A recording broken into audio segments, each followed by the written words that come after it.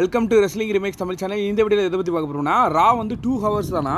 அது போக பேட் பெட்டில் ஏகப்பட்ட மேட்சஸ் வந்து அதோட ஸ்டோரி என்ன, அப்படி எப்படி இந்த மேட்ச் உருவாச்சு, அதெல்லாமே ஃபுல்லாக இந்த வீடியோவில் டீட்டெயிலாக பார்க்க போகிறோம். மறக்காம நம்ம சேனல் சப்ஸ்கிரைப் பண்ணுங்கப்பா. இன்றைக்கான கொஸ்டின் என்ன, அதாவது டபிள்யூடபிள்யூட சீனியர்ஸனின் தலைவன் யார் அப்படின்னு கேட்டோடனே உங்களுக்கு கண்டிப்பாக வரும். எனக்கு வந்துருச்சு, நான் கமெண்ட் பண்ணுறேன். Okay, number one true minder பற்றி தான். ட்ரூ மைண்டர் வந்து பார்த்திங்கன்னா இன்றைக்கான ராவில் வந்து செக்மெண்ட் வந்து தரமாக பண்ணியிருப்பார். அவர் வந்து உள்ளே வந்து என்ன பேசுவார்னா, அவர் உங்களுக்கே தெரியும், சம்மர் ஸ்லாம்லேருந்து இதான் பேசுகிறாரு, சிஎம் பங்க். ட்ரூ வந்து கேட்டது ஒன்றே ஒன்று தான், சிஎம் பங்க் கூட அகைன் எனக்கு ஒரு மேட்ச் தரணும், அது வந்து ஃபைனல் ஃபைட்டாக இருக்கணும். இதுக்கப்புறம் நான் வந்து ட்ரூ கிட்ட இது, அதாவது true versus CM bunk match வந்து இதுக்கப்புறம் நடக்காது, இதான் லாஸ்ட் அண்ட் ஃபைனல் மேட்ச். நான் ஒரு மேட்ச் வந்து சம்மர் ஸ்லாமில் வின் பண்ணேன், அவன் ஒரு மேட்ச் வந்து பார்த்திங்கன்னா பேஷ் இந்த பெர்லினில் வின் பண்ணான். இதுக்கப்புறம் எங்கள் மேட்ச் வந்து ஒயிட் பேரட்டை போய் முறைச்சிக்கிட்டு இருப்பார் ட்ரூ மைண்டர். அதுக்கப்புறம் என்னாச்சுன்னா, நம்ம ஆடம் ஃபீல்ஸ் உள்ளே இறங்குவார். உள்ளே வந்து என்ன சொல்கிறோம், உனக்கான ஒரு மேட்ச் தரேன், அதான் உனக்கு லாஸ்ட் மேட்ச். இதுக்கப்புறம் ட்ரூ வர்சஸ் சிஎம் பங்க் சொல்லி எங்கேயா விளாண்டுக்கிட்டு இருந்தால் கண்ணதூரமாக வட்டி களைச்சி போட்டுருவேன். அது நானாக சொல்கிறேன், வரணும் இல்லை. என்னன்னா ஹெலினசல் மேட்ச் வந்து போட்டுருவாங்க. அதாவது ட்ரூ வர்சஸ் சிஎம் பங்கான ஒரு ஹெலினசல் மேட்ச்சு. இதுக்குள்ளே நீங்கள் என்னென்னா அடிச்சுக்கோங்க, இதான் உங்கள் லாஸ்ட் மேட்ச். இதில் யார் வின் பண்ணாலும் அடுத்து வந்து இந்த ட்ரூ வர்சஸ் சிஎம் பங்க்ன்ற சாப்டரை நீங்கள் ஓப்பன் பண்ணக்கூடாது அப்படின்னு வந்து ஆடம் பீஸ் வந்து தெளிவாக சொல்லியிருப்பார். இது ட்ரூ வந்தோட லாஸ்ட் மேட்ச். இந்த மேட்ச் வந்து பார்த்திங்கன்னா வேறு லெவல் ஹைப்பாக தான் இருக்குது. எனக்குலாம் இந்த மேட்ச் வந்து ரொம்ப இன்ட்ரெஸ்ட்டாக இருக்குது. பெஸ் இந்த பெர்லின்லேயே சிஎம் பங்க் ஹவுஸ் ட்ரூ வந்து ஸ்ட்ராப் மேட்ச் தர விட்டாங்க. ஹெலினசல் வர சொல்லவா வேணும், என்ன பொருள் வேணும் எடுத்து அடிச்சுக்கலாம். மெயின் ஈவெண்ட்டாக கூட இருக்குது, சான்ஸ் இருக்குது. நம்பர் டூ என்னன்னா ஜே ஊசோ பற்றி தான். மெயின் ஈவெண்ட் ஜே ஊசோ வந்து பார்த்திங்கன்னா இன்றைக்கி இன்டர்கண்டல் குவாலிஃபிகேஷனாக ஃபைனல் ரவுண்ட் ஒரு மேட்ச் பண்ணார். Main event J Uso and லியானோ dragon. அப்புறம் வந்து பார்த்திங்கன்னா நம்ம பீட்டர் டன், அதாவது புட்ஸு, எனக்கு புட்ஸுன்னு சொன்னால் நான் வரும்.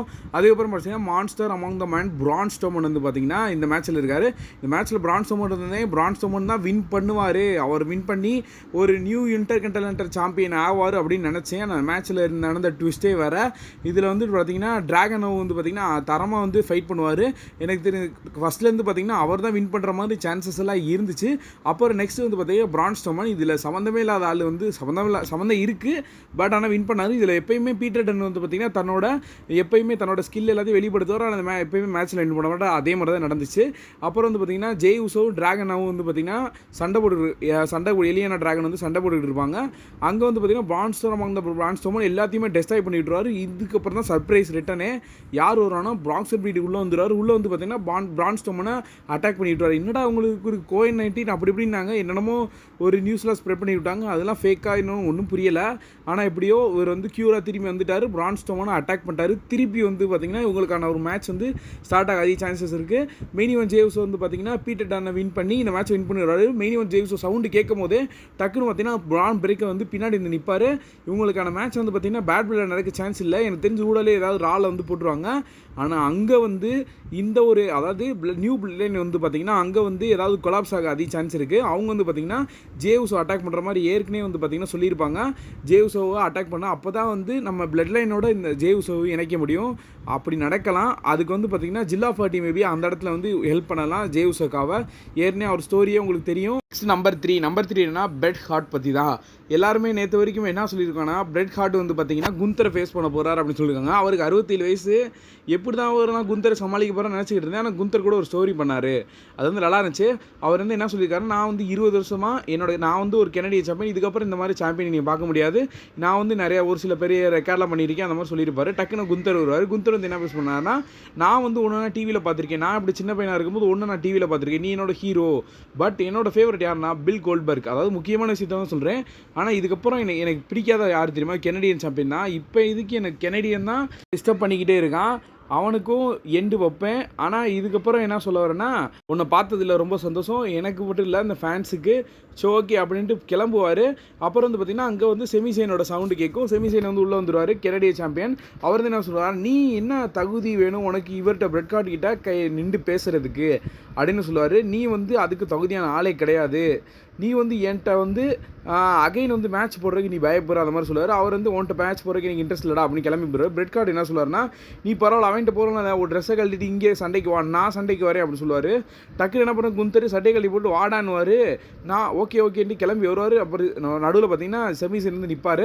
நீ ஏன் கூட சண்டை போட்டு, நான் வந்து உன்னை சேலஞ்ச் பண்ணுறேன் வேர்ல்டு சாம்பியனுக்கு, எப்படி இன்டர்கண்டல் உன்னை பிடிங்கணுன்னு அதே மாதிரி உன் சாம்பியன்ஷிப் வந்து அகைன் நான் பிடிங்க கட்டுறேன் அப்படின்னு சொல்லுவார். அவங்களுக்குள்ள ஒரு பியூட்டிஃபுல்லாக சண்டை நடக்கும். அதுக்கப்புறம் பார்த்தீங்கன்னா இந்த மேட்ச்சை வந்து எப்படி இருந்தாலுமே பேட் பெல்ட்டில் போட அதிக சான்ஸ் சான்ஸ் கிடையாது. ஏன்னா இப்போதைக்கு வந்து பார்த்தீங்கன்னா 3 மேட்சஸ் வந்து பேட் பில்ல கன்ஃபார்ம் இருக்குது. இது வந்து மண்டே நைட் ரால வந்து மேட்ச் பண்ண அதிக சான்ஸ் இருக்குது. நம்பர் 4 என்ன ஃபின் பாலர் பற்றி தான். நம்ம ஃபின் பாலர் வந்து பார்த்தீங்கன்னா டேமியன் பிரைஸ் கிட்ட பேசியிருப்பாரு.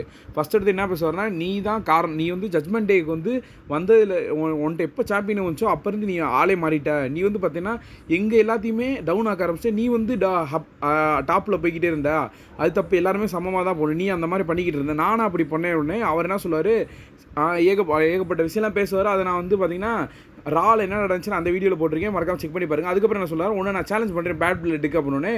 டேவிட் பிரிஸ் என்ன பண்ணுவார், நான் அதை அக்செப்ட் பண்ணுறேன், பேட் பில்லில் ஒன்று நான் அட்டாக் பண்ணுறேன் அப்படின்னு சொல்லுவார். அங்கே வந்து பார்த்தீங்கன்னா எல்லாருமே வந்துடுவாங்க, ஜட்மெண்ட் டேலுக்கு எல்லாருமே வந்துடுவாங்க. அங்கே லீவ் மார்க்கன் தான் பெரிய ஹீலாக வந்து ஃபைட் பண்ணுவாங்க. அந்த ஸ்டிக் வச்சு நம்ம ரியா ரெஃப்ரிக்கார காலில் இன்ஜுரியாக இருக்குது, ஸ்டிக் வச்சு அடின்னு அடிப்பாங்க. அங்கே வந்து மெயின் ஜேவ்ஸ் வந்து பார்த்தீங்கன்னா காப்பாற்றிடுவார், ரெஸ்கியூ பண்ணிடுவார், எல்லாத்தையும் காப்பாற்றிடுவார். இவர் மெயின் ஈவன் ஜேவ்ஸோ தன்னோட ஸ்டோரி லைன் வேறு, ஆனால் இவர் எல்லாத்துக்குமே ஹெல்ப் பண்ணுறாரு. சரி, ஓகே, பரவாயில்ல. பேட் பில்லில் வந்து இந்த ஒரு மேட்ச் கன்ஃபார்ம் ஆயிடுச்சு, டேமியன் பிரைஸ் வர்சஸ் ஃபின் பாலருக்கான ஒரு மேட்ச்சு.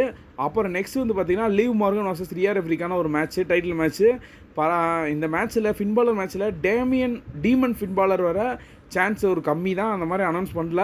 மேபி இன்னும் போக போக ரால வந்து பார்த்தீங்கன்னா டீமன் ஃபின் பாலர் கொண்டு வந்தாங்க, டேமியன் பிரைஸ் தோக்க தான் போகிறாரு கன்ஃபார்ம். ஸோ ஓகே, பேட் பில்லில் வந்து பார்த்திங்கன்னா இப்போதைக்கு ஏகப்பட்ட மேட்சஸ் வந்து கன்ஃபார்ம் ஆயிடுச்சு.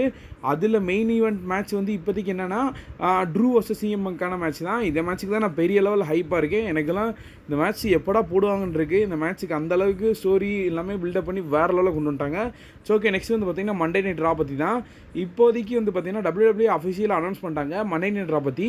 மண்டே நைட் ரா வந்து பார்த்திங்கன்னா அக்டோபர் 7 2024 அப்போ வந்து பார்த்திங்கன்னா ஒரு ஷோ நடத்த போகிறாங்க USA நெட்வொர்க்கில். அங்கே வந்து பார்த்திங்கன்னா வெறும் 2 மணி நேரத்துக்கு வந்து நடத்த போகிறாங்க அப்படின்னு சொல்லப்படுது. அது போக என்னென்னா என்ன சொல்கிறாங்கன்னா, breaking news WWE USA network 8 PM to 10 PM 2 மணி நேரம் தான். Start on Monday October 7 through rest of 2024 போட்டிருக்கு. புரியல, ஒருவேளை 2024 ஃபுல்லாகவும் அக்டோபர் 7 2024 ஃபுல்லாகவும் 2 மணி நேரம் தான் நடத்த போகிறாங்களா? ஒருவேளை இந்த நெட்ஃப்ளிக்ஸில் 2 மணி நேரம் ஷோ தான் பண்ண போகிறாங்களான்னு தெரியல. ஓகே, நம்பர் 5 என்னென்னா நம்ம அங்கிள் ஹவுடி டீம் தான், ஒயிட் சிக்ஸோட மேட்சஸ் தான்.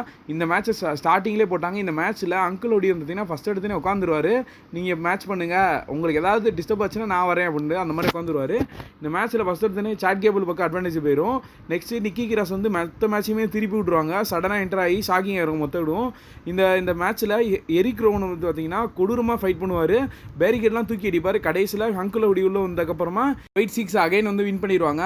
அதுக்கப்புறம் என்னென்னா நம்ம டாமினிக் மிஸ்டீரியோ வர்சஸ் டேகன் லீக்கான ஒரு மேட்ச். இந்த மேட்ச்சில் லீவ் மார்கன் ஹெல்ப்னால டாமினிக் மிஸ்டீரியோ ஜெயிச்சிருவார். அப்புறம் நெக்ஸ்ட் வந்து ஃபின் பாலர் வர்சஸ் LWO கூடயும் இவங்க வந்து ஃபீட் பண்ணுறாங்க, ஜட்மெண்ட் டே கூட டெரர் ட்வின்ஸ் கூட ஃபீட் பண்ணுறாங்க. என்னென்ன கதைன்னு புரியல. ராமோ ஸ்டீடியோக்கும் ஃபின் பாலருக்கு மேட்ச்சு. இந்த மேட்ச் இருந்து தேவையில்லைன்னு தான் நினைக்கிறேன் எனக்கு தெரிஞ்சு. கடைசியில் இந்த மேட்ச்சில் வந்து பார்த்தீங்கன்னா ஃபின் பாலர் வந்து வின் பண்ணி விட்டுருவார். ஸோ ஓகே, ஐ ஹோப் இந்த வீடியோ பிடிச்சிருச்சுன்னா லைக் பண்ணுங்கள், நம்ம சேனலை subscribe பண்ணிடும்பா. See you in my next video. Thank you for watching.